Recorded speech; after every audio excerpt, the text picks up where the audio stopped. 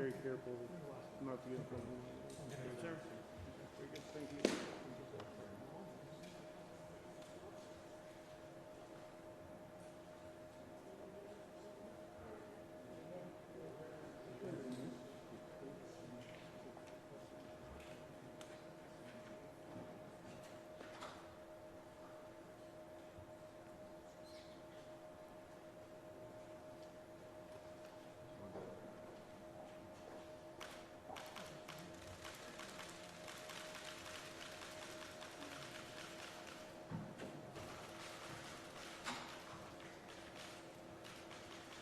Good afternoon. Today I want to talk to you about COVID-19. Maybe the best way to start is, in a significant part of the country, you wouldn't have to take one of these off because you don't have to put one on. Like in my home state of Delaware, where I live in Newcastle County, where I was yesterday in Pennsylvania, because people got vaccinated. They got vaccinated. They don't need a mask when the vast majority of people got vaccinated. Look, I want to talk about what's really happening, what it means, what it doesn't mean, and what we need to do this week and the months ahead. From the moment I was elected, I said I'd always give it to you straight from the shoulder, and we need some straight talk right now, because there's a lot of fear and misinformation in the country, and we need to cut through it with facts, with science, with the truth. So, what's really happening today? After months and months of cases going down, we're seeing a spike in COVID cases. They're going up. Why? Because of this new form, this new variant called the Delta variant. This is a much different variant than the one we dealt with previously. It's highly transmissible, and it's causing a new wave of cases in those who are not vaccinated. Our experts tell me that cases will go up further before they start to come back down. But while cases are on the rise, we're not likely to see, according to experts, a comparable rise in hospitalizations or deaths in most areas of the country. So you have to ask yourself, why is that? Because 164 million Americans are fully vaccinated, including 80% of the most vulnerable, our seniors. So there's a challenge, as you knew there could be. But there's also good news. We've spent the last 6 months preparing for this possibility. The vaccines are highly effective. We have enough vaccine for everyone to get vaccinated. And thanks to the American Rescue Plan and the hard work of the American people, we've administered over 325 million vaccinations doses in the past 6 months. We have the tools to prevent this new wave of COVID from shutting down our businesses, our schools, our society, as we saw happen last year. I've said from the beginning that we will be guided by the science. So here's what the science tells us. On Tuesday, the Center for Disease Control and Prevention, the CDC, announced its new mask recommendation in parts of the country where COVID cases are substantially high, where people didn't get vaccinated, which they define as 50 new cases for every 100,000 people in a week. The CDC recommends you wear a mask when you're in public and indoors, like work or in a grocery store. That's true for both the vaccinated and the unvaccinated. Why? Because even if you've been fully vaccinated and protected from severe illness from COVID-19, you could have the Delta variant in your system and spread it to someone who isn't vaccinated. We need to wear a mask to protect each other and to stop the rapid spread of this virus as we work to get more people vaccinated. And I hope all Americans who live in areas with substantial or high case rates will follow the mask guidance that's being laid down by the CDC. I certainly will, and I have, because this is one of those areas in Washington. And at my decision, my direction, all federal personnel and visitors to federal buildings will have to do the same thing. As I said from the beginning, a mask is not a political statement. It's about protecting yourself. and protecting others. Masking is one defense against the spread of COVID-19. But make no mistake, vaccines are the best defense against you getting severely ill from COVID-19. The very best defense. And you want to know how we put this virus behind us? Well, I'll tell you how. We need to get more people vaccinated. Look, and it's important to understand what vaccines do and what they don't do. Put simply, the vaccines are designed to save lives and prevent severe illness. They're highly effective at both. 190 million Americans have had at least one shot. Of that group, about 90% are done now, and 10% are waiting for the second shot. To those folks who have one shot, but not the second, go get the second shot. Even if you're overdue for the second shot, it's not too late. Go get the second shot now. The bottom line is, if you're fully vaccinated, you're highly protected from COVID-19.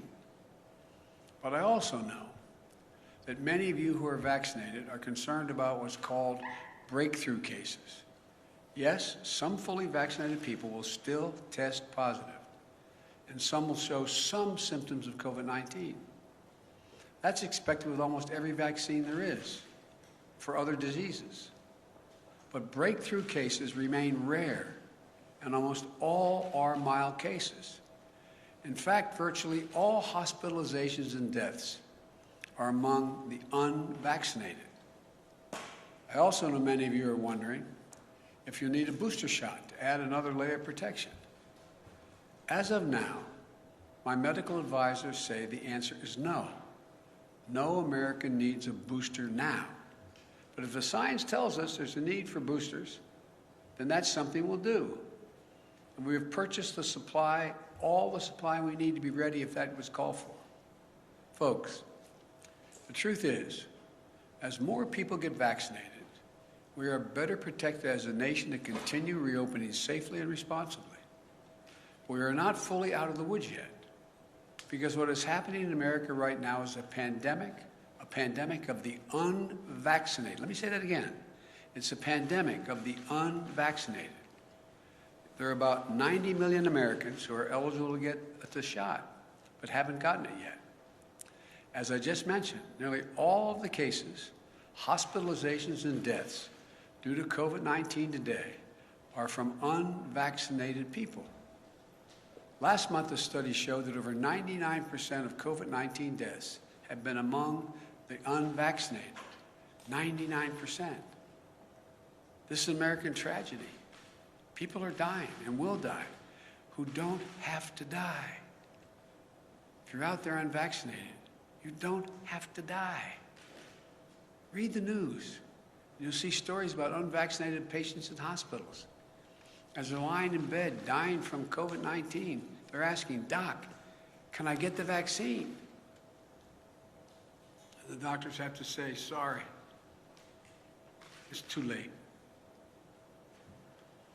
Right now, too many people are dying, or watching someone they love dying and saying, "If I just got vaccinated, if I just." It's heartbreaking. And it's complicated even more because it's preventable. America's divided between the majority of eligible people who are vaccinated and those who are not. And I understand that many of you in the majority are frustrated with the consequences of the failure of the minority to get vaccinated.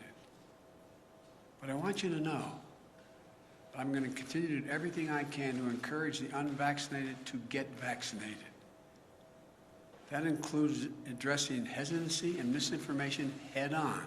For example, I know some of you who are unvaccinated think the development of a vaccine was rushed, therefore I'm not going to take a chance. As a result, I think it's not safe because it was rushed. I understand. But let me explain. Our top scientists, the National Institute of Health, the NIH, and across the country, got to work applying decades of research decades of research, let me repeat that, decades, that had already been done, the research, to develop the COVID-19 vaccine when it hit. In the last 6 months, more than 325 million doses of the vaccine have been administered in the United States, and billions of doses administered around the world. The vaccine was developed and authorized under a Republican administration, and it's been distributed and administered under a Democratic administration. The vaccines are safe, highly effective. There's nothing political about them. Look at all the people who took a shot at it. Later, we learned a lot of them had already been vaccinated. From the start, I have to compliment Republican Senate Minority Leader Mitch McConnell. He hadn't made it political. He's encouraged people to get vaccinated and continuing to do so, and his state's in pretty good shape. Alabama Republican Governor Kay Ivey recently spoke out to encourage vaccination, and even the commentators on facts who have been belittling this for a long time, some haven't, but many have, are arguing get vaccinated. Look, this is not about red states and blue states. It's literally about life and death. It's about life and death. That's what it's about. You know, and I know people talk about freedom, but I learned growing up in school and my parents, with freedom comes responsibility. Your decision to be unvaccinated impacts someone else. Unvaccinated people spread the virus. They get sick and fill up our hospitals. And that means if someone else has a heart attack or breaks a hip, there may not be a hospital bed for them. If you're unvaccinated, you put your doctor and nurses at risk. The same frontline essential workers who put their lives on the line over the past year and have gone through hell. Again, with freedom comes responsibility. So please, exercise responsible judgment. Get vaccinated for yourself, for the people you love, for your country. I'm being literal when I say this. As I travel the world almost every day, a foreign leader calls me, asking, can I provide his or her country more vaccines? There are people who are desperate for vaccines. I'm doing everything to answer those calls. We're sending millions of vaccines to people around the world. But folks, it's an American blessing that we have vaccines for each and every American. We've made it our first and top priority to have available vaccines for every eligible American, and that's never going to change as long as I'm here. And it's a shame. It's just such a shame to squander that blessing. That's why after 6 months of extraordinary work and effort, today I'm laying out additional steps we should be taking to deliver these life-saving vaccines to more Americans. First, we're going to provide more incentives to encourage unvaccinated Americans to get vaccinated. That starts with paid leave to get the shot. We're still hearing that people are unable to get time off from their employer to get vaccinated. Well, this is unacceptable. For some time now, I've said you should be able to get the shot and still get paid. Thanks to the American Rescue Plan, the federal government is fully reimbursing any small or medium-sized business that provides workers with paid time off to get vaccinated. Employers, this costs you nothing. If you haven't given employees paid time off, do it now, please. Today, I'm announcing that we're taking this a step further. The federal government will now reimburse those employers to give their staffs time off, not only to get themselves vaccinated, but also to get their family members vaccinated. That means employers can get reimbursed if they give parents time off with paid time, paid leave, to take their kids or their own parents to get vaccinated. So I'm calling on all employees across the country to give paid time off to get the shot or to help a family member do so. I promise you, it will cost you, the employer, nothing. You'll be reimbursed. Secondly, I'm announcing that we'll continue to work with states to encourage unvaccinated people to get vaccinated. In February, the grocery store chain Kroger's offered $100 to their associates if they would get vaccinated, and it worked. Vaccination rates moved up from 50% to 75% among their employees.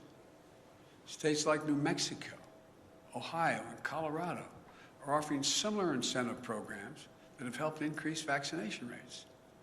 So today, I'm calling on all states and local governments to use funding they have received, including from the American Rescue Plan, to give $100 to anyone who gets fully vaccinated. I know that paying people to get vaccinated might sound unfair to folks who've gotten vaccinated already. But here's the deal. If incentives help us beat this virus, I believe we should use them. We all benefit if we can get more people vaccinated. But in addition to providing incentives to encourage vaccination, it's time to impose requirements on key groups to make sure they're vaccinated. Excuse me. Just this week, we took an important step to protect our veterans. Like many civilian hospital systems are doing, the Department of Veterans Affairs will now require COVID-19 vaccines for doctors and nurses and other healthcare workers who provide medical care for our veterans. We must do everything possible to protect our veterans from getting COVID when they come to get medical care they so richly earned serving their country. We owe them. Next, since many vaccinations are required for active duty military today, I'm asking the Defense Department to look into how and when they will add COVID-19 to the list of vaccinations our armed forces must get. Our men and women in uniform who protect this country from grave threats should be protected as much as possible from getting COVID-19. I think this is particularly important because our troops serve in places throughout the world, many where vaccination rates are low and disease is prevalent. Next, every federal government employee will be asked to attest to their vaccination status. Anyone who does not attest or is not vaccinated will be required to mask no matter where they work, test 1 or 2 times a week to see if they've acquired COVID, socially distance, and generally will not be allowed to travel for work. Likewise, today, I'm directing my administration to take steps to apply similar standards to all federal contractors. If you want to do business with the federal government, get your workers vaccinated. Look at the Chamber of Commerce, representing tens of thousands of American businesses, the National Association of Manufacturers, the Business Roundtable, which comprises of the largest and biggest corporations in America. They're all applauding the actions the federal government is taking and urge them to follow suit. I also commend the National Football League. It has announced that if there are outbreaks among unvaccinated players and personnel, then the team risks forfeiting games. I urge other sport leagues at every level to take every step they can. Every day, more businesses are implementing their own vaccine mandates. And the Justice Department has made it clear that it is legal to require COVID-19 vaccines. We all want our lives to get back to normal. And fully vaccinated workplaces will make that happen more quickly and more successfully. We all know that in our gut. With incentives and mandates, we can make a huge difference and save a lot of lives. I also want to speak to families with children in school. We can and we must open schools this fall, full time. It's better for our children's mental and emotional well-being, and we can't afford another year out of the classroom. Every school should be open, and we're giving them the tools to be able to do so safely. Even in those areas where they have a higher vaccination, they have a higher rate of COVID. Through the American Rescue Plan, we provided schools billions of dollars to implement safety measures, better ventilation, social distancing, and other measures. In March, when vaccinations were scarce, I prioritized teachers and school workers by utilizing our federal pharmacy program. Almost 90% of educators and school staff are now vaccinated.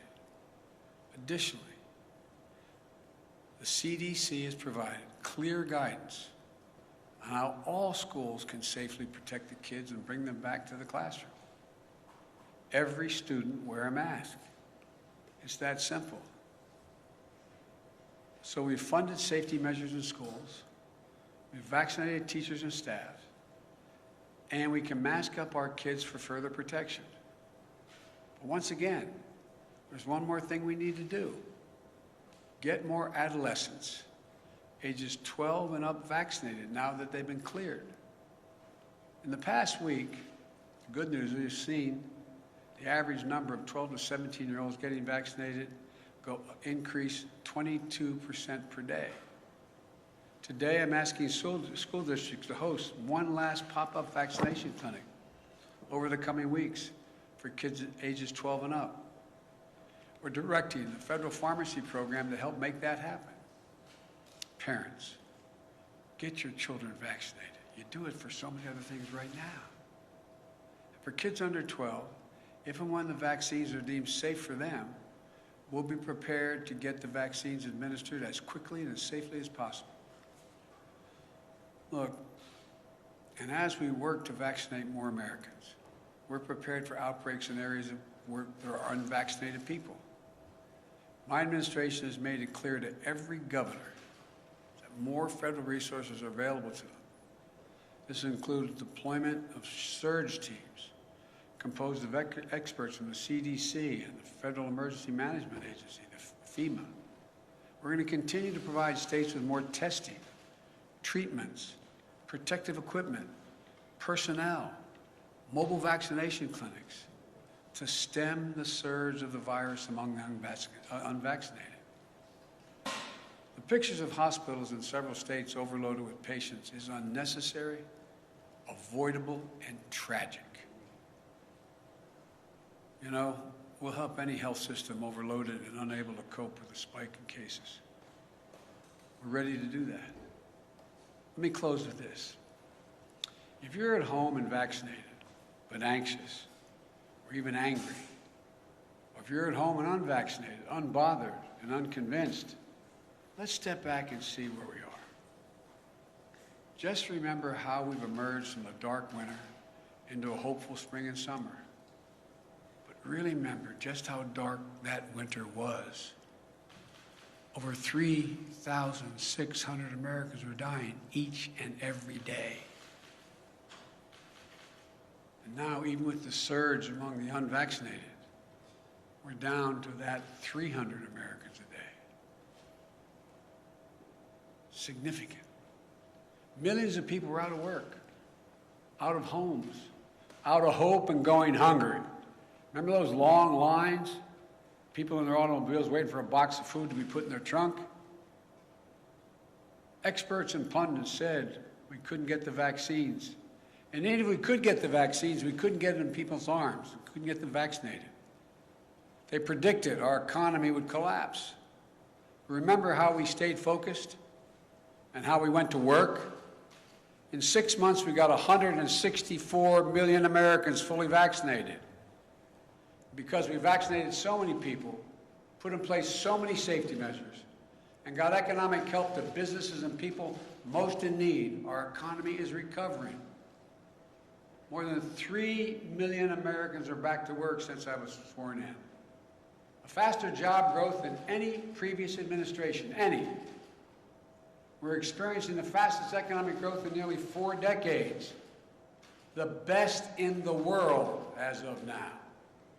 In fact, today's GDP numbers show that in the first half of the year, our economy grew faster than any point in nearly 40 years. Our economy grew more in 6 months than most Wall Street forecasters expected for the entire year before we implemented our plan. And just yesterday, we announced a bipartisan infrastructure deal that's going to continue this momentum over the long term by making the most significant investment to rebuild America in nearly a century. But we still have to face many challenges. We still have a lot of work to do as we readjust to a post-pandemic economy. But we have the right plan. We're coming back. We just have to stay ahead of this virus. I know this is hard to hear. I know it's frustrating. I know it's exhausting to think we're still in this fight. And I know we hope this would be a simple, straightforward line without problems or new challenges. But that isn't real life. We're coming out of the worst public health crisis in 100 years, the worst economic crisis since the Great Depression. As I told you before, I carry a card in my pocket. I hope I have it with me. I have carried a card in my pocket with the number of Americans dead from COVID-19. As of today, this morning, the total deaths in the United States were 609,441. Granted, the death rate per day is way down. It's down to 400 about. But that's more deaths than World War I, World War II, Vietnam, 9/11, Iraq, and Afghanistan wars combined. This is as tough as it gets. And we're Americans. When we get knocked down, we get back up. That's who we are. That's what we do. That's why there's no nation on earth like us. And we're prepared like never before. We have the tools to save lives, to keep our economy growing and growing and going. After the past 6 months, following the science, we know we can dramatically lower the cases in this country. We can do this. We brought our economy back to life and we kept it going. We know we can send our kids back to school. We know we can beat this virus. We can do this. We all just have to do our part.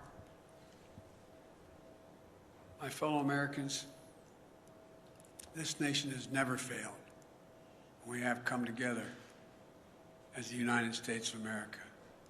So I say to all those who are unvaccinated, please, please get vaccinated. And to the rest of America, this is no time to be despondent or let our guard down.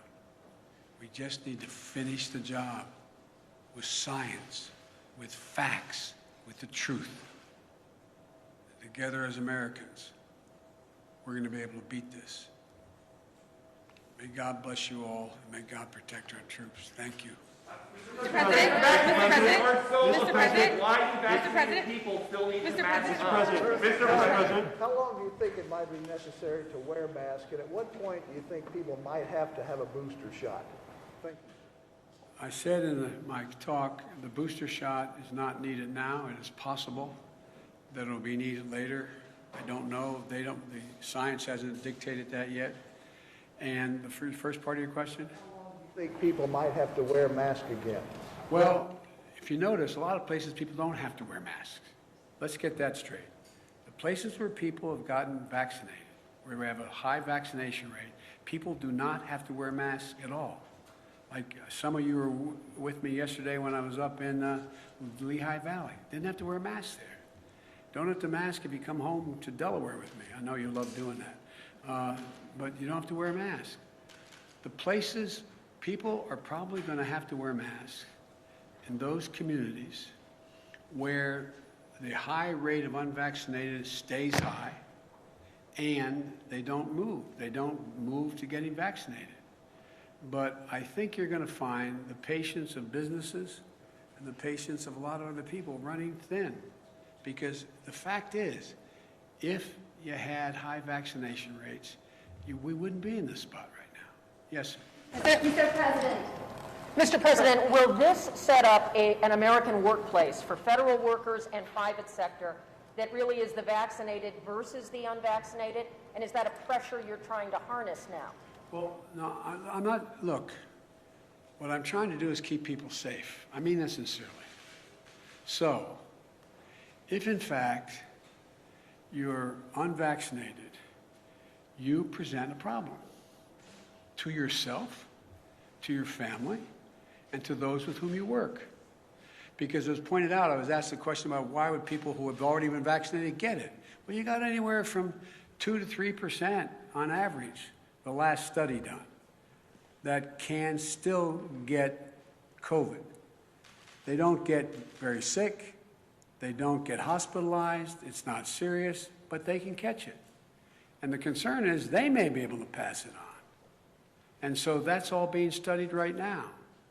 But it's the important thing is, if people are vaccinated, the transmission rate drops through the floor. And that's all we're trying to do. Yes? Mr. President, thank you. Why not push for vaccine mandates in states, private companies, schools? Do you want to see those entities pass vaccine mandates? Well, I'd like to see them continue to move in that direction. And that's why I pointed out. I had asked the Justice Department to determine whether they're able to do that legally. And they can. Local communities can do that. Local businesses can do that. It's still a question whether the federal government can mandate the whole country.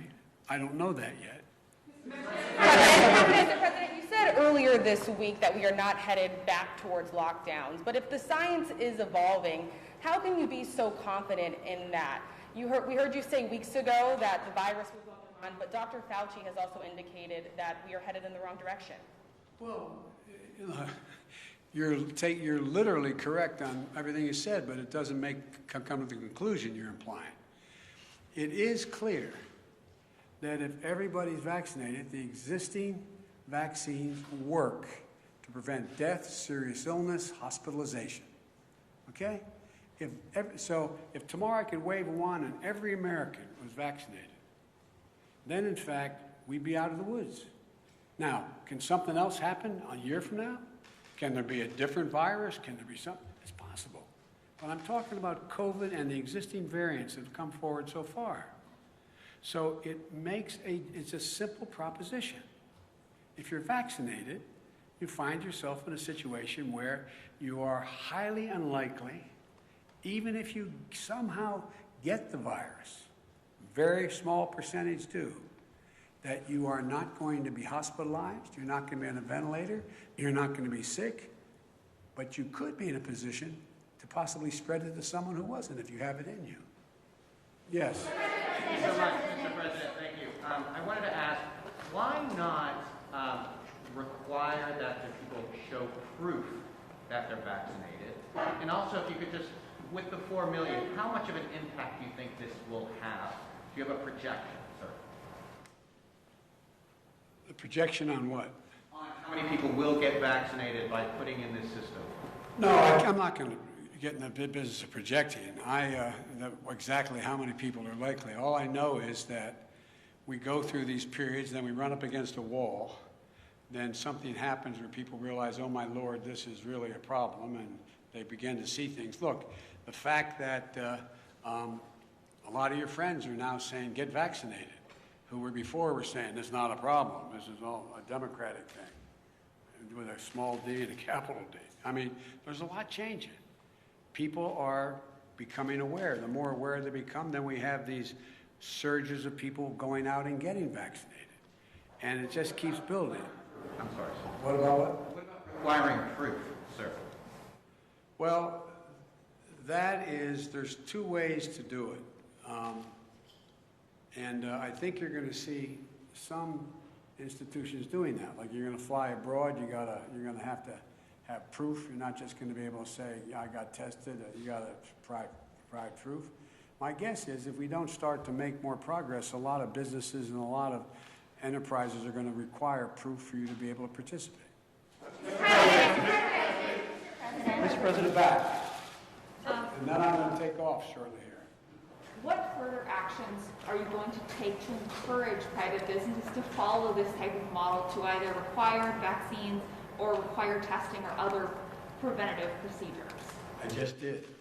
I'm going to keep at it. I'm going to keep talking about it around the country. I'm going To reach out to private businesses, meet with them, try and actively encourage them to follow this model? Well, I have. That's why we have folks from from the Chamber of Commerce to the manufacturers, et cetera. So, you know, am I going to call a meeting of every, business in the country to come to Washington or go on? I have made the case repeatedly. I doubt whether there's a single solitary business that doesn't understand that I think it's smart for them to require testing, and if you can't demonstrate, you can't prove you've been vaccinated, you have to be tested.